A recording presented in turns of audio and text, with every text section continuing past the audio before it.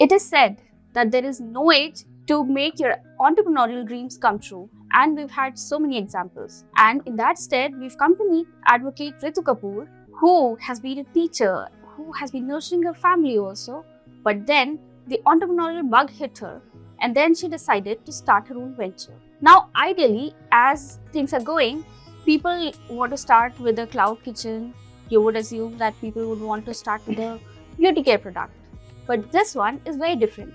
She decided to start her own advocate company, and today she's got about 8 to 9 juniors with her. She's doing a phenomenal job in a field which is usually associated with the men.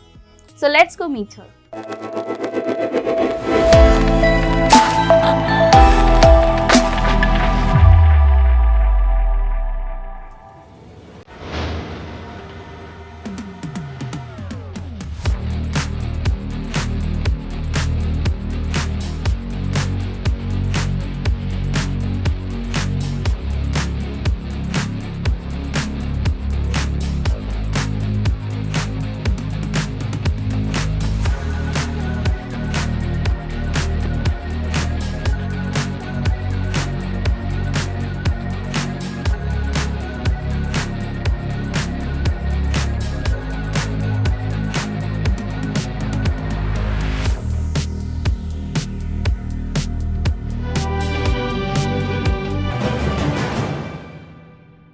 Hi.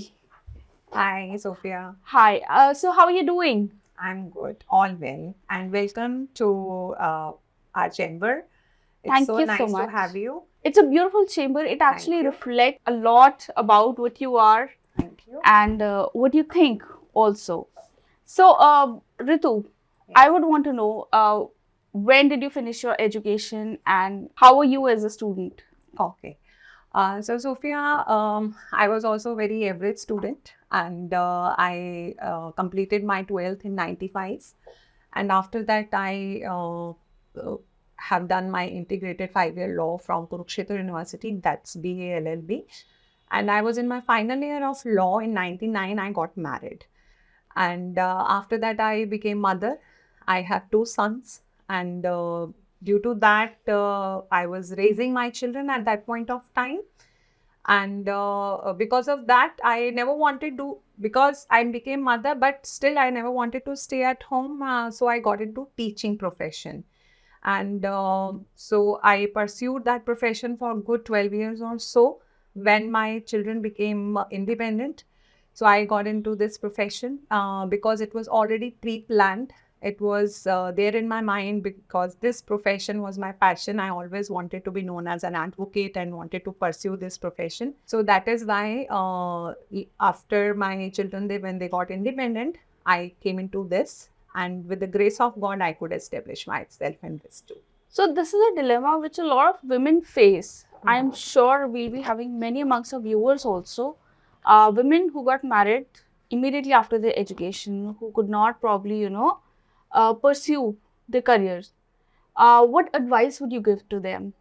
See, with your hard work and determination, the advice would be just be very focused, be very determined. If you are determined, you are sincere to your work, then for sure you will get success, you will achieve that goal. And as everyone says that success has no shortcut, you will have to work hard to achieve that. So I would request, because that movie, that Three Idiots movie, is actually have a very good impact on me too, because pursuing passion is a beautiful journey. It's definitely a different experience of life. You don't feel tired at all. I don't feel tired even if I'm working late nights till 1 or 2 o'clock and making my drafts and working on those cases. So it gives me happiness. So pursuing your passion is a beautiful thing. So whosoever wants to pursue, please go ahead and do it. That's actually a wonderful thought from your end. So, Ritu, what was that one trigger that made you realize that, okay, now I want to, leave this teaching and go on to and become an advocate? Sophia, as I mentioned, that it was already pre-planned. I always wanted to be known as an advocate. I wanted to pursue this profession only. But for the time being, at that point of time, I never wanted to sit at home. So that is why I got into teaching during that time, because I was raising my children. So it was all pre-planned. So nothing triggered me as such. So No, but then what was at one point where you said, okay, now I've had enough and this is the time I'm going to move on? I was just waiting for my elder one to pass out 12th. That was it. That was the only thing. So when he was in 12th, with the grace of God, he has been a kind of a God-gifted child, and he was very independent. Has done extremely well in his academics. So he really gave me a lot of freedom to pursue my this passion. So I came in this profession. I started practicing from 2017, and with the grace of God, I would say, and in a very short span of time, I could establish, with my hard work and determination only, I would say. It's not easy, especially for a woman who doesn't have any godfather, because in this profession, generally people come when they have their own relatives, their family Right. members. So I don't have any. I'm the first So person in nepotism my... is full on in the field of, legal. See, yes, it is in every profession. If you take films or any other profession or business, uh, the same goes in this profession too. They have their own grandfather, Right. their fathers are well established, and then they come and take up this business. But with me, it was more challenging, because I am the first generation into this. And first, or maybe the last one also, because my elder one is working in Hong Kong, and the little one, he may pursue law. Um, so when I came in this profession, it was, though definitely being a woman, as I said, it was very, very challenging for me too. What were the challenges that you faced? There are, see, at every stage, there are different challenges. Initially, at an initial stage, I was having a challenge, or I was also having that fear that what if I will not be able to establish myself, because I was not having any my own personal cases. Isn't So this getting... isn't this the biggest challenge? It is, In it fact, the is. biggest fear that any woman ever faces when they're starting anything. Yes, it is. Specifically Absolutely. It was with entrepreneurship. me too. So I was mentally prepared. I wanted to try my luck in this profession. I was ready that let's see what will happen. And otherwise, I have my plan B too. It's not that I don't give up easily. So that's what I'm saying again and again. With the grace of God and hard work and determination, I could actually establish, and I have been able to achieve a firm footholding in this profession too. And so challenges, at initial stage, the biggest challenge was to get cases. Right. That was the challenge at that point of time when I started. So after a certain time, when I started getting relief, my own clients, they started recommending me to all their family, relatives, friends, circle and all. Now that has taken a backseat. Now I have started getting cases. But now another challenge, the new challenge is, now my opponent lawyers are leading lawyers. Right. Those with whom I'm facing those cases. So that's a new challenge. So every stage has a different new challenge. So these are certain challenges, and I have seen once Smriti Irani ji stating that the biggest fallacies we sell to a woman, that when you get success, it becomes easier for you, but it does not. Actually, it does not, and it becomes more difficult. And then you need to be ready to fight for the rest of your life if you choose to live the way you want. So I really resonate with that statement of hers. And it is very difficult once you achieve a certain level. Another challenge to get into this profession was the acceptability. That was for sure a challenge for me.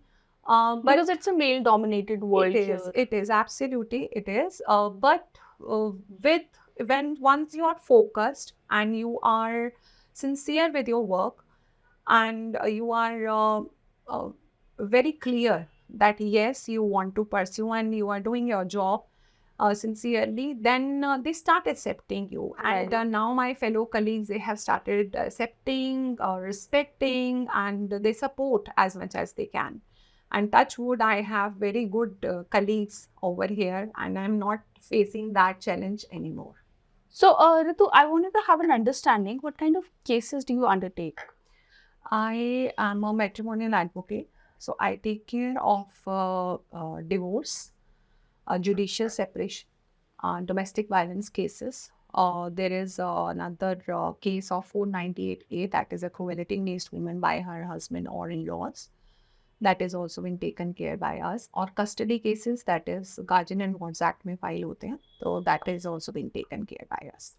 And as well as I am into RERA practice too, that is Real Estate Regulatory Authority cases, that is related with property. All those civil matters, recovery suits, and suit for declaration on all the other things. So those cases are also taken care by us. But our main practice expertise are into matrimonial cases. Okay. Also, take us to the first day when you stepped into the court. What was the feeling like? Were you nervous? Were you excited? It was a mixed feeling. I would not say that I was not nervous. Yes, I was. When I had made my first argument, my legs were shaking, and yes, I was fumbling. I was not very clear whether whatever I'm putting forward is means going right or not. Yes, I was nervous, but at the same time, I've always been very confident too. So I knew that I'll be able to establish myself, and thankfully, I could do that. So, you remember your first case that you took up, and was it a success? Yes, absolutely. See, after filing a first case, it's not that the only that case Of we've been course. pursuing. There are so many other cases lined up one by one. So, so many other different cases started coming. The main achievement was the whosoever has consulted me yet has given me their case. So that was the biggest achievement, Right. that they showed trust in me. Hmm. Once one lady, she visited me with her daughter-in-law. She was a grandmother. She was an IFS officer, retired Okay. IFS officer. Imagine, she was suffering with the domestic violence and so many other. She has been abused of those things. So when she consulted me, and at the end of the discussion, she had hired me. She said, I want to go and file the case. Ritu, I have decided that I will surely be filing the case. So, tell us about your career and what all kind of cases have you faced till now? See, as being a matrimonial advocate, I have handled cases of from 1 month marriage till 37 years of marriage. So there are different stages, different merits and facts of the cases. Uh, I have handled cases of IFS officers and ladies, those who are working at a very senior level in corporate, men, those who are working at a very senior and well established. But just though they are very well educated, but just because they have lack of knowledge and lack of awareness about their rights, legal rights, so that is why they've been facing all those issues. So once they meet us, and then we consult and try to strategize things, that how to go about it after knowing their rights, then they finalize that yes, ma'am, I want to go ahead with this particular case, and then we try to get the relief. And with the grace of God, yes, we have got good reliefs, and that's how I could achieve and reasonably a good level in this profession. I can proudly say that. Yes, I could establish myself. So, how many cases have you done successfully? I can't number it just like that, but yes, throughout from last 7 years, I'm into this regular practice now, and every year for good, we can say 50 to 100 cases, we are getting good reliefs. Successful cases are there. And it's not that only the relief, once we are able to, if we are able to make the settlement between the parties, and Right. I have decided recently in one of my case, which I was they were about to get their mutual divorce next week. But she has reached out to me, and they have, both of them, husband and wife, they have decided to withdraw that mutual divorce. They are saying that she consulted me before taking that decision. She said, "Ma'am, what should I do?" Though I had filed, I wanted to get separate. I was in that frame of mind at that Right. point of time. But now I have so many other things in my mind. Mhm. I need to think about my children, my so many other things. Maybe she got emotional also, and Right. husband as well, or both of them. On the very day, the first motion, there are two motions in the mutual divorce. The first motion, the day we had filed the case, both of them were crying in the court, and they were into tears. So now she has decided to withdraw the case. So that is also one kind of an achievement. What's the biggest problem that people are facing in their marriages, as per you? The biggest problem, see, there are so many different things. It's not that I can jot down and can pinpoint one particular thing. There are so many different things. Um, there are few ladies, those who are facing this issue because they have lack of knowledge, Mhm. lack of awareness, I would say. Yes. And there are few ladies, those who are facing this due to financial dependency. And there are few people, those who are facing it due to uh, matrimonial dispute because of having an affair outside, or in a relation, they are somewhere Right. else, they are into a living relationship. And biggest and the very common thing which I have witnessed in this profession is narcissism. So, in matrimonial cases, one of the spouse is having that mental health issues. Okay. Either it is a narcissism, or it is a disorder of mental health disorder or something like that. So, what kind of cases have you come across? Because I have this understanding that women have become a little more, understanding when it comes to their own rights. See, any lady, any man or woman, whosoever is in distress due to their matrimonial discord, so they can reach out to us, or they meet us, and if they want to, they have already decided, their terms and conditions are already decided, then we go ahead with the mutual divorce. Or otherwise, there is another term, contested divorce, Right. or we can file that. But because there is a, as I said, lack of knowledge of their legal rights, so people sometimes they are having that preconceived notion that we want to go ahead with the divorce. Once they reach out to a Right. matrimonial advocate, so they say that, "Ma'am, I have decided to go ahead with the divorce." So when I, during my consultation, when I tell them about all other legal rights, and then they try to strategize and try to understand their legal rights, and somehow we try to handle in that ways that way. So there's a term which is very prevalent nowadays, which is a narcissist partner. Oh, yes. How often do you Absolutely. see that happening in today's marriages? Yes, a lot, many of my cases are facing this. My clients are facing this issue.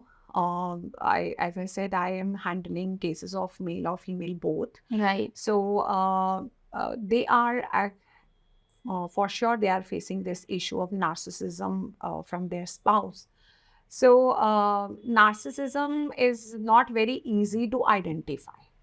It is not very easy for the another spouse at the later stage of marriage. They get to know that person, my spouse, my partner is having this disorders, you would say, or this manipulation. They are Right.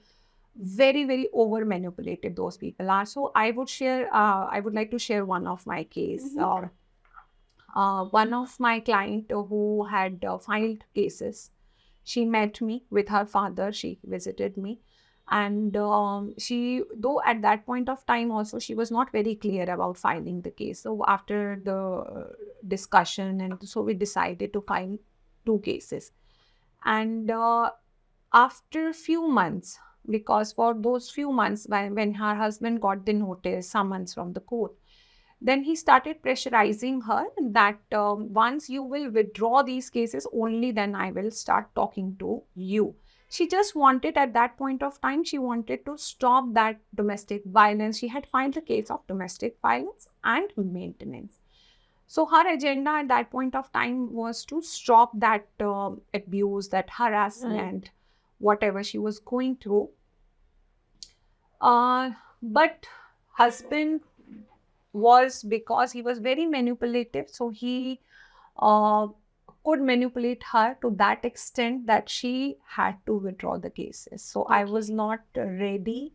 I tried to speak with her or convince her, but she was very adamant at that point of time that, man, he is not even talking to me properly, and he has told me that things will get better. So with this hope that things will get better, she had withdrawn those cases.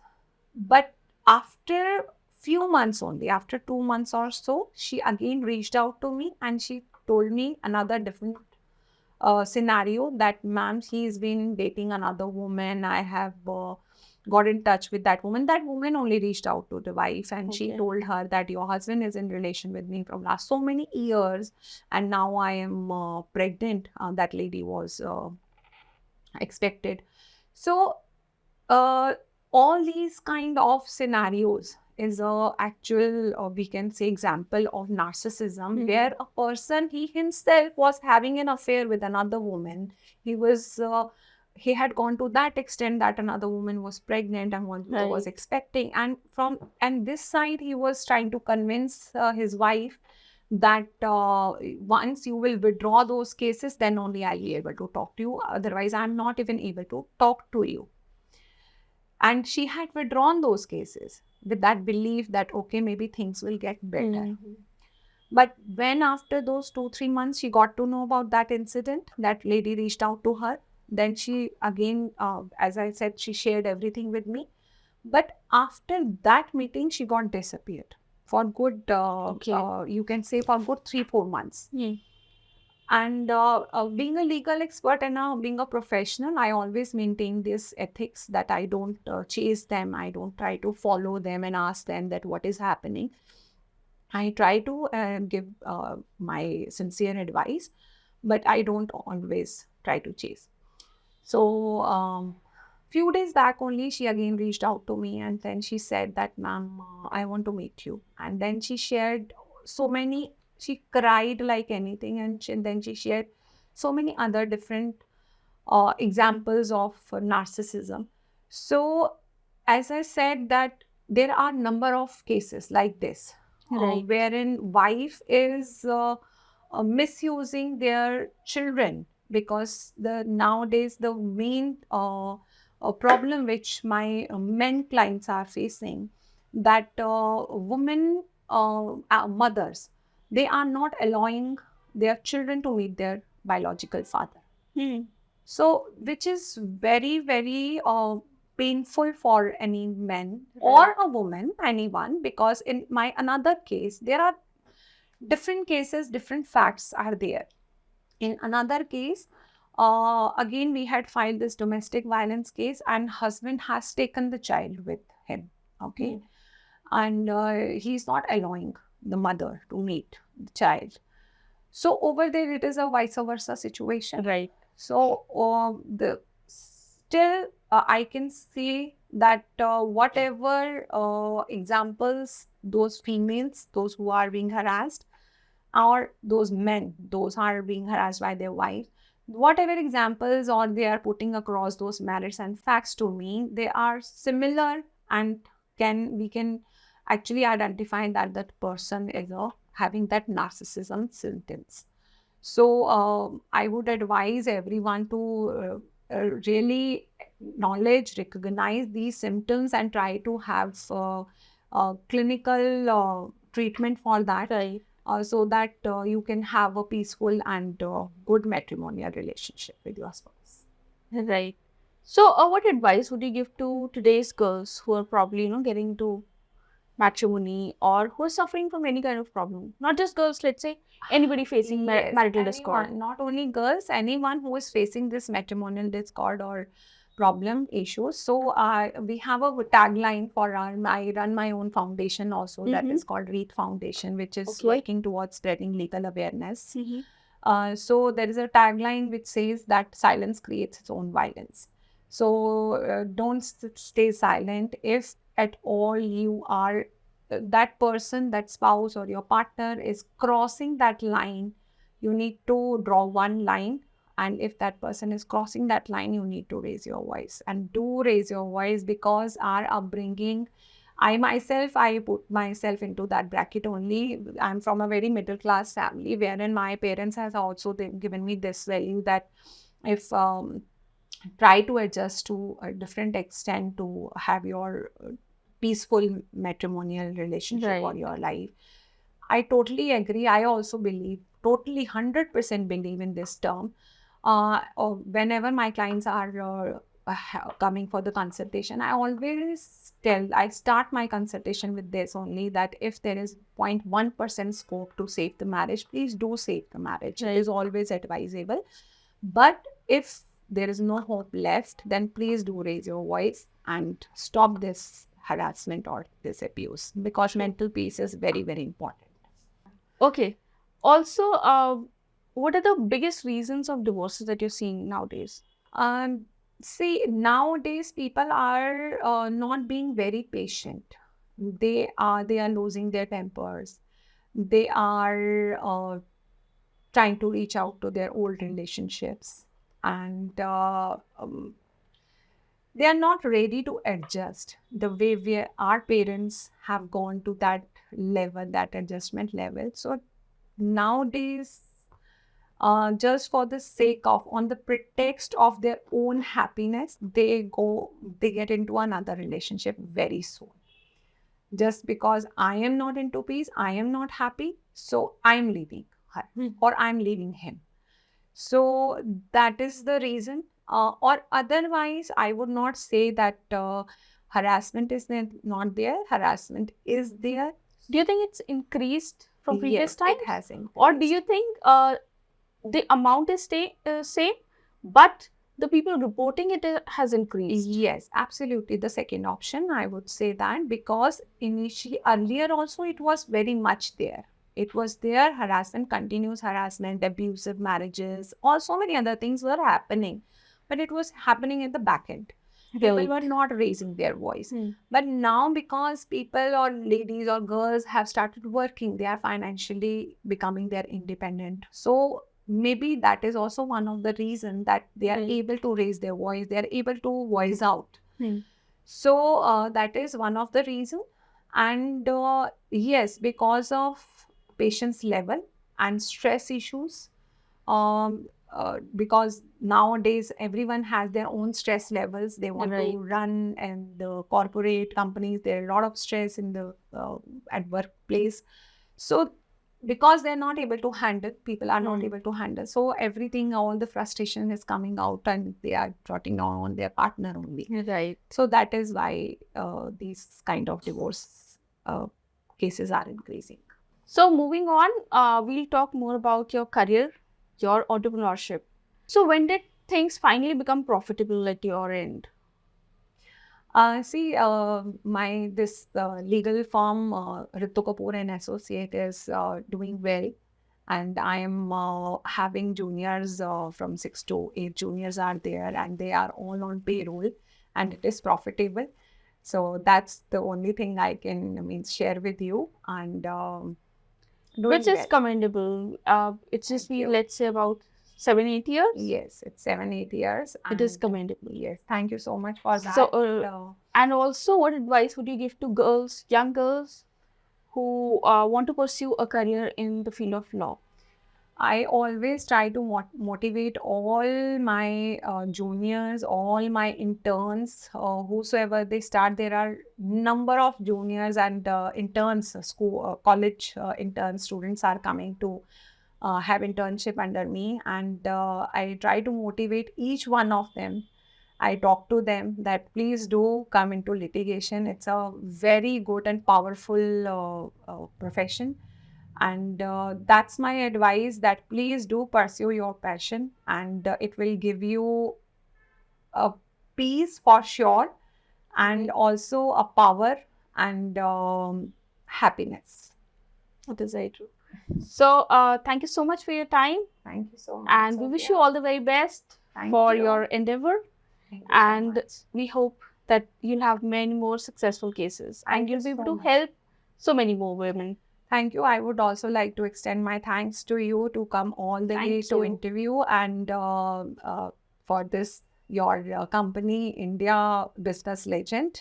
Thank you, and best of luck for your this venture. Thank you too. so much. Thank you Thank so you. much. So this was Advocate Ritu with us, who showed us through her very inspirational journey that it is very much possible to start your career even after taking a big break, even after you feel that you are stuck in something which is more of a regular job of a teacher, and she can inspire so many more law aspirants who can take the next step at any moment they want to.